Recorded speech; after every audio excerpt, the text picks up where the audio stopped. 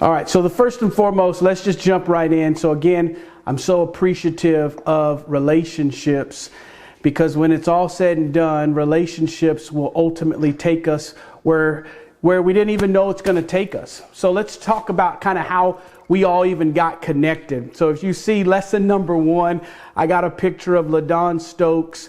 I saw her on LinkedIn with a person that we both know. That's the Moorhead family. They run a dealership in the DMV area, Rolls-Royce, Lamborghini, and whatnot. They are powerful individuals. So I saw a picture with her on there, and I'm doing some training for the store.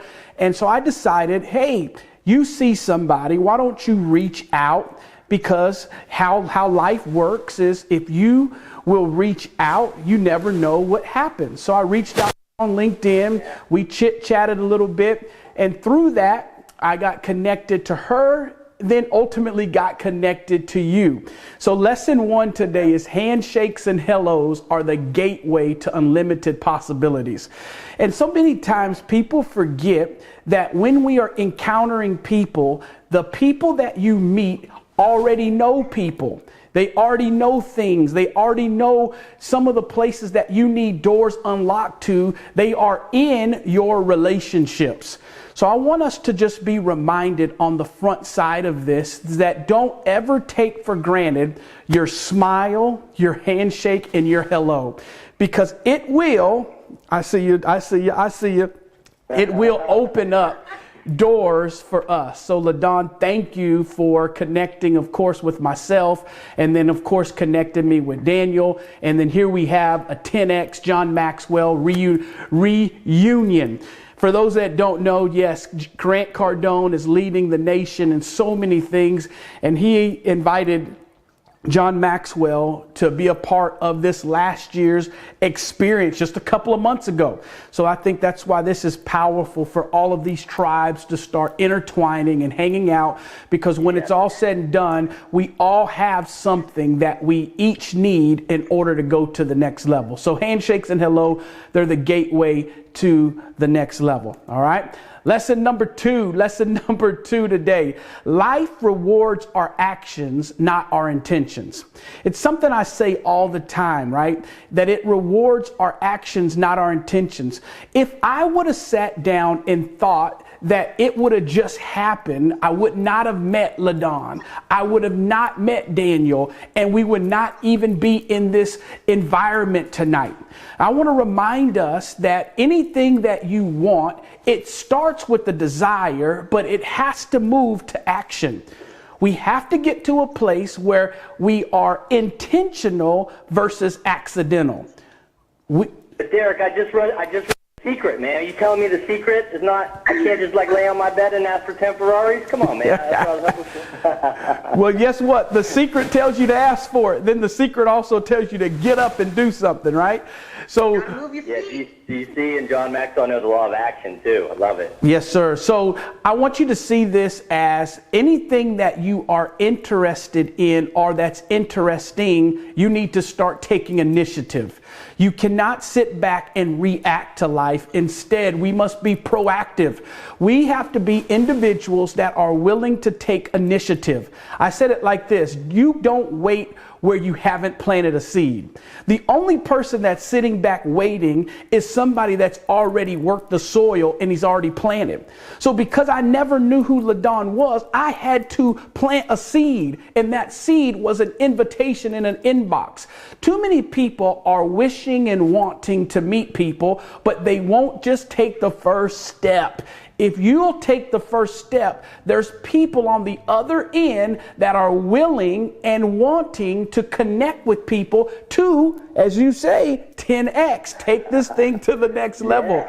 If you're willing to reach out to people, make sure that you have your stuff in line, because sometimes something else is going to speak before you ever get to open your mouth. That's your profile, right? That's what you look like online. So I call it the 12 by 12 by 12. What do you look like 12 feet away? Before you can ever say a word, I was able to read LaDawn's profile on LinkedIn. Too many times, who you are doesn't match where you are. we're still living on our yesterday, but we think that we want people to engage in our today, but we have not aligned ourselves in a proper fashion to cause people to be interested in who we are. If you will put your stuff in order, people will be interested in you so that if they reach out, they have something to reach out for. So we have to make sure that we are continually keeping our best foot forward. We want to make sure our latest and greatest things are up and running so that we have something that people can do. The last I put here, and that's be inquisitive. You know, I remember our conversation as we were sitting there having lunch. It was just question after question, and we were asking each other, but it was all because we had something that was in common. So the first 12 is 12 feet away. What are you saying before you get to open up your mouth? The next 12 is in the 12 feet away, right? So what's the first 12 words that come out of your mouth? How powerful is your opening spiel? We call it an elevator pitch. You may call it your power statement, but whatever you call it, you need to know what you're going to say before you say it so that you can impact people, not trying to impress them, but you do want to be impactful. Because as we talk later, leadership is influence. Nothing more, nothing less. If you're not influencing somebody, you are merely taking a lone walk. So lesson number 2. Yes, sir. I see you, Daniel. Go ahead. Oh, I'm sorry. You're good. You're good. You're slow, man. No, you're good. You got me excited. You got me ramped up with Grant or John Wood, man. I love it. I'm going to have to have you on more often. So your first 12 words, I got to ask you, what can you elaborate on that? Yeah. So I love Sabrina Cardone. Grant taught her, hi, my name's Sabrina, hi, my name is Sabrina, and I can do anything. And I taught my little man to be saying that too. So that's close to 12. But what can you elaborate on that? I think everybody would like to hear just a little bit more your thoughts. That'd be cool. Yeah. So for me, of course, mine always, it surrounds Assist You to Win, because that's the name of my organization. So how you doing? My name's Derrick Butts with Assist You to Win. I can't define winning for you. You do. I'll just help you get there. So it's those 12 words that engage conversation with an individual. We all know people love to talk about themselves. They don't just want to hear about you. So we have to learn to find that complementary way of taking your power statements and making them a power question. So you can engage in conversation, because until you show people that you care, people could care less what you know. So we want to make sure that we have those 12 words, and I use 12 just so it can sound cute, right? 12, 12, 12, but it doesn't have to be 12, but we know it's just your opening line. You need to have it, because I don't need your opening line to be dictated based on your mood of the day. Too many times our mood dictates our movements. Instead, if we have this already predetermined, then we are saying and doing the same thing on a consistent basis, which causes people to have an expectancy and an anticipation, because they know what they get when they connect with you, right? So there's lesson 2. 100%. All right, lesson 3. You can only control the bookends in your day. Wow, this is one of my favorite things that I really speak on. I host a call on Monday, Wednesdays, and Fridays at 6 a.m. Central Standard Time. And the reason why we host it real early is because I truly believe the way you start something is the way something carries on. It's called the law of first mention. How things are introduced is normally how they're carried out. So you can only control, though, the bookends in your day. What's the bookends? It's how you begin and it's how you end. Everything in the middle of a bookend, the whole reason why you put bookends there is to keep the stuff in the middle together. So I talk about the first 15 minutes. If you'll get up 15 minutes earlier than you have been getting up today and have a POA, plan of action, for those 15 minutes, it can ultimately change the trajectory of your day. What do I mean? The only time you are not going to get distracted is 15 minutes prior to your alarm clock. Most people are not bothering you. They're not bugging you. Your text messages are not flowing at 5:30 in the morning, at 5:45 in the morning. That's not when people get going. So if you will have your personal time where you can get in tune with your creator, if you'll get in tune with yourself, if you'll have your growth time at that time, you start your day in a whole nother fashion. I call it having my huddle time. My huddle time is where I review my plans. I look over my goals, my dreams. I speak my affirmations and I talk about what this day is going to do for me. And I get nature and I get the whole universe in line with my assignment. I then at that point put something inside of me that is my vitamins, my way that when I get ready to meet somebody, it's not the first time they're going to get me. They're not catching me because I hit the snooze button 3 times. They're catching me. I'm already up and going. So the beginning of your day, 15 minutes, just rise up 15 minutes earlier and have you a plan of action. Journal. John Maxwell talks about some people can't journal, but if you can't journal, jot. Just jot your thought, right? I see you. Jot your thought until you learn how to journal. Put whatever's going on in your mind on paper, and then you can ultimately start planning that out. So 15, front part. The back end of your day. That's before I fall asleep. I got a 15-minute regimen on the back end of my day. What do I do there? I grade my day. Whatever is measurables become deliverables. If you're not measuring things on a day-to-day basis, you're going to find yourself off track. You'll be busy, you'll be active, but you may not be productive. So on the back end of your day is where you get to review and see, do I need to eliminate? Do I need to continue in something? Do I need to change up my plan? Because here's what I know.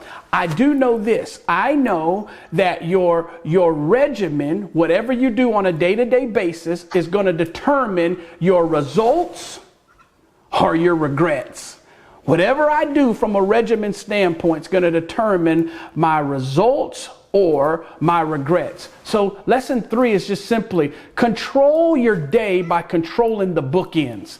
See, because everything in the middle, you're going to get a text here. You're going to have to go pick up a kid from school. You're going to have something happen. You're going to have an emergency. All that's going to happen in the middle of your day. But if you control those them bookends of your day, how I start it, how I end it, you'll start to see that you will have greater ownership and accountability of your world, right? I don't let everybody and anybody get on my schedule. Why? Because part of my check-in system is, how is this connecting to this and what is it doing for me? Lesson number 4. This is like my favorite statement I made. It's in my book I wrote. It's called You Build What You Birth and We Drop What We Adopt, right?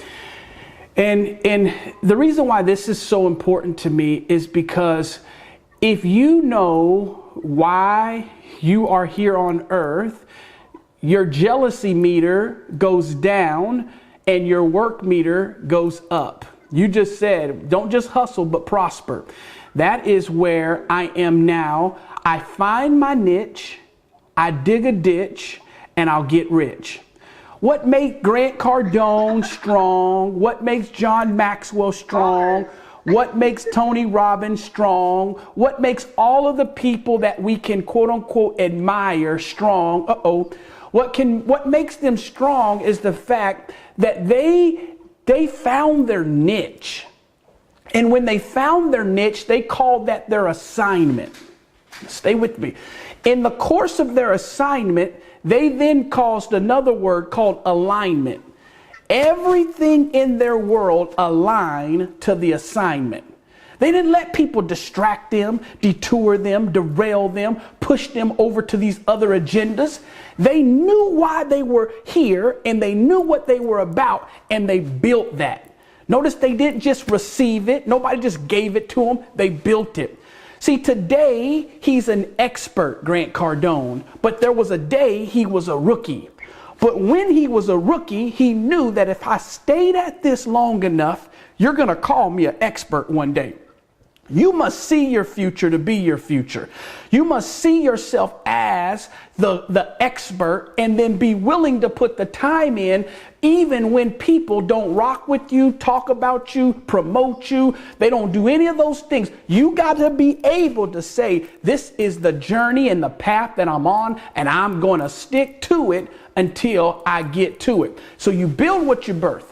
Because you drop what you adopt. Too many times people have adopted another person's dream, and what happens is you rock that baby for a little while. I always tell the story. My brother, have an older brother, and his baby, his name's Devin. He's about 19 years old now. But when he was a baby, Devin his nose would get so snotty and it would just run and he would drool. And I would pick him up as soon as he started doing that. You know what I did? I gave him back to his daddy because that wasn't my baby.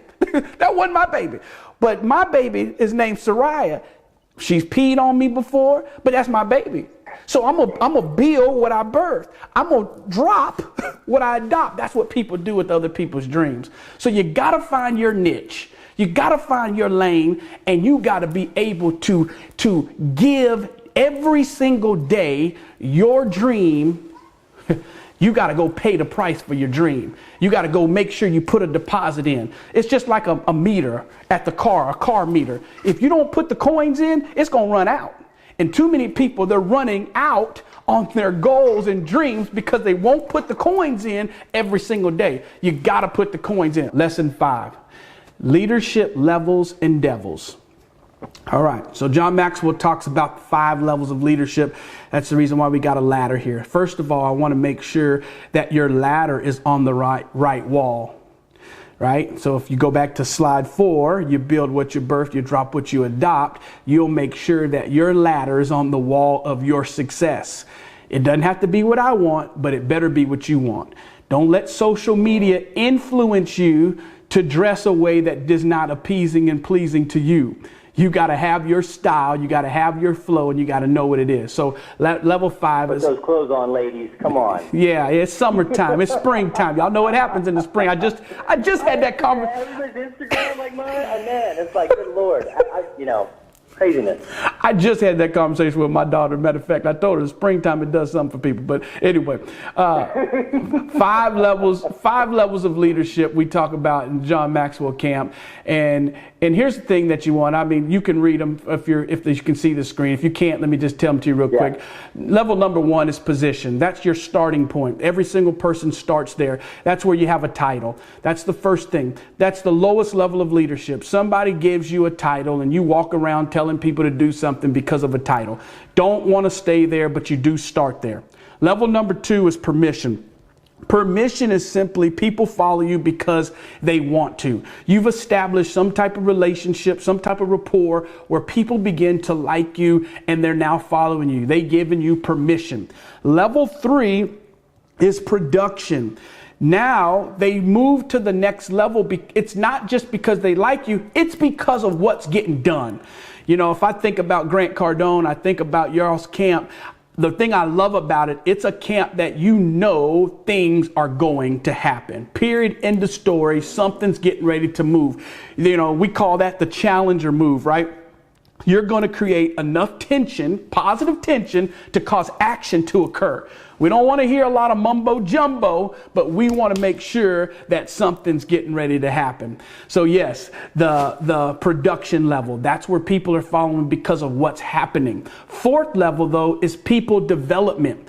People development. People development is now I'm following you because of what I'm becoming, because I'm hanging around you. It's not just what we're doing, it's what I'm becoming. I'm growing. The growth conference, 10x in your life, going to the next level.